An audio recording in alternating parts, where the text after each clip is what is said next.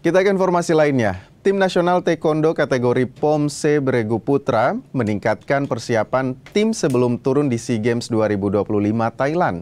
Demi menunjang chemistry dan target medali, PBTI akan mengirim atletnya melakoni uji coba ke Korea Selatan.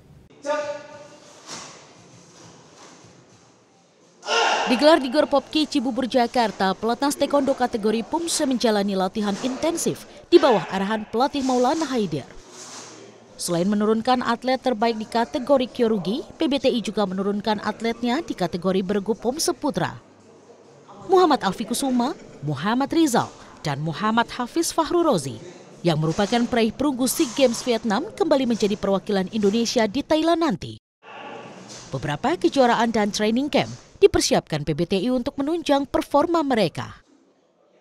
Mengadakan TC, kemungkinan besar itu di bulan November nanti di Korea Selatan, dan ada beberapa kejuaraan juga yang akan mereka ikuti, baik itu di nasional maupun di luar, karena itu menjadi salah satu batu uji.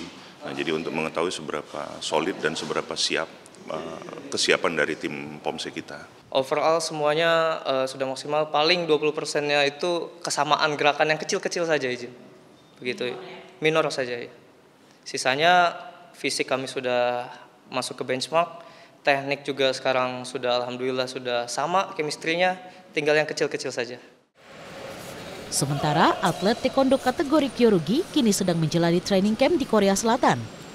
Mereka akan kembali ke Indonesia 10 Oktober sebelum bertolak ke kejuaraan dunia taekwondo 2025 di Wuxi, Tiongkok 24 Oktober.